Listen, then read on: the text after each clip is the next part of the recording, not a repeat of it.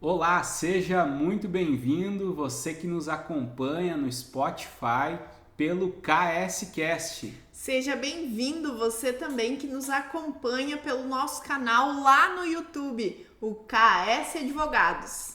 O meu nome é Felipe Osmar Krieger. Eu sou Rubiane Spengler e na edição dessa sexta-feira nós vamos trazer as informações e notícias e decisões judiciais que movimentaram o direito do trabalho e o direito previdenciário. Então vamos já à informação.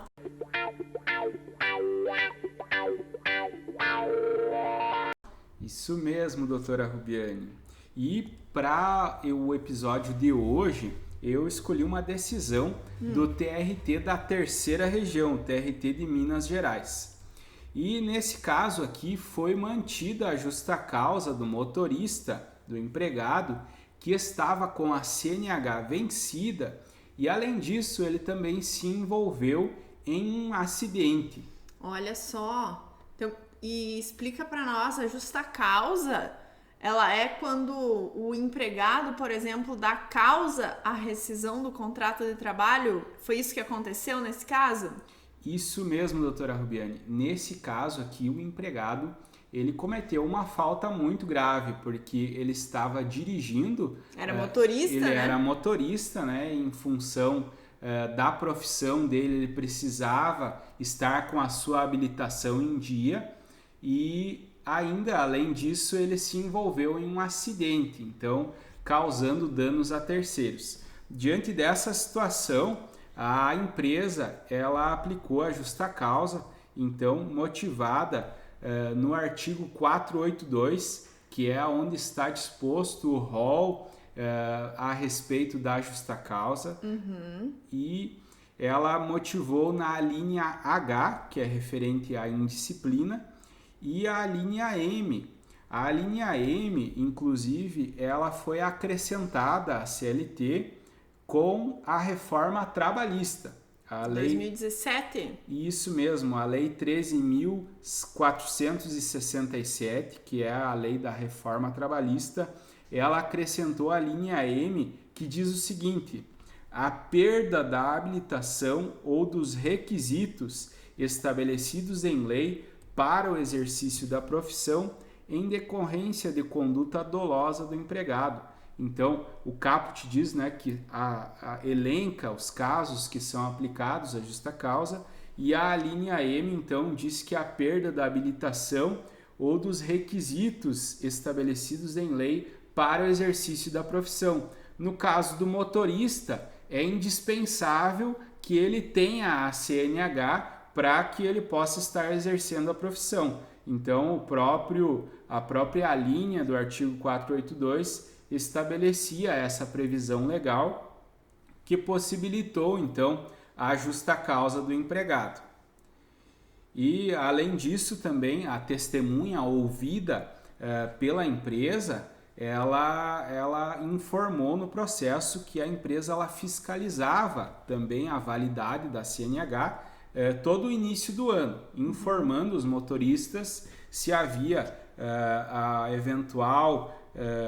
o eventual vencimento iminente, né, da CNH, e o próprio reclamante aqui nesse caso ele admitiu em depoimento que havia sido informado do vencimento pela empresa. A empresa então conseguiu demonstrar um certo cuidado em relação a isso. Sim, ela demonstrou que ela foi diligente, tomou todas as medidas, né? Por mais que seria a obrigação do próprio empregado, do trabalhador, ter esse cuidado, porque a CNH ela é um documento pessoal, então ele que deveria ter esse cuidado. No entanto, mesmo assim, a empresa demonstrou que ela se desincumbiu dessa obrigação e aqui nesse caso também o reclamante ele estava com um probleminha na CNH porque ele estava com a CNH suspensa do direito de dirigir por conduzir o veículo sob o efeito de bebida alcoólica. Então, O caso era delicado. O caso era bem delicado, né? Então muito interessante essa sua decisão trabalhista, né? Fica até um alerta para quem precisa, né? Quem é motorista, para ficar atento para essa situação, porque Sim. se você não cuidar da sua CNH, pode isso ensejar a rescisão do contrato de trabalho por justa causa. E Qualquer pessoa deve ter cuidado, né, e renovar a CNH dentro do prazo. Ou quem precisa de alguma habilitação, como por exemplo os vigilantes também, seguido precisam fazer cursos de reciclagem, né? Então é importante para todos os profissionais que precisam de alguma habilitação para trabalhar estar atento a essa situação. Com certeza. E você, doutora Rubiane, o que separou para nós nesse episódio de hoje? Pois a nossa notícia previdenciária é sobre um benefício assistencial concedido a um portador de doença renal crônica. Olha só, uma situação bem inusitada. Isso, a decisão ela foi proferida na primeira vara federal de Campo Grande, Mato Grosso do Sul. E foi determinado, então, que o INSS concedesse a esse autor o benefício de prestação continuada, o BPC, também o pessoal chama ele de LOAS, a uma pessoa que é portadora de doença renal crônica. Doutora, a senhora poderia explicar um pouco para nós quais que são os casos em que é possível ou pelo menos os requisitos mínimos para a concessão do benefício assistencial? Sim, o benefício assistencial ele é um benefício, como o próprio nome diz, um benefício assistencial. Sim. Então ele é destinado àquelas pessoas que são deficientes ou aos idosos maiores de 65 anos. Sim. E em ambos os casos tem um requisito muito importante. É necessário se analisar a condição de miserabilidade. Ele é um benefício assistencial destinado a ajudar aquelas pessoas que estão em situação de vulnerabilidade econômica. Sim. E nesse caso aqui, a doutora comentou, ele foi deferido então a um portador de uma doença renal crônica, mas olha só o que tudo foi levado em consideração. Sim. Ele trata-se então de um homem de 24 anos que é portador de insuficiência renal crônica, que foi submetido a um transplante renal e aguarda um novo procedimento. O atestado levou em consideração na perícia, né, a idade do homem, o nível de escolaridade e a evolução clínica. Levou em consideração também o tratamento a ser realizado e a natureza e o grau de deficiência ou disfunção produzido pela doença. Sim. Então, nesse caso, a doença produziu a deficiência. A deficiência, exato. Interessante, bem interessante. E ao analisar o caso, o juiz federal ele destacou que o perito concluiu pela incapacidade laborativa total e temporária por um período de 24 meses, para que depois então ele fosse reavaliado pelo INSS. Isso mesmo. E aí aqui ele colocou também, o juiz destacou aqui que, tendo em vista que este deve ser revisto, o benefício assistencial deve ser revisto a cada 2 anos, nos termos do artigo 21 da Lei 8.742, não exigindo que a deficiência apresentada pela parte autora seja de caráter permanente.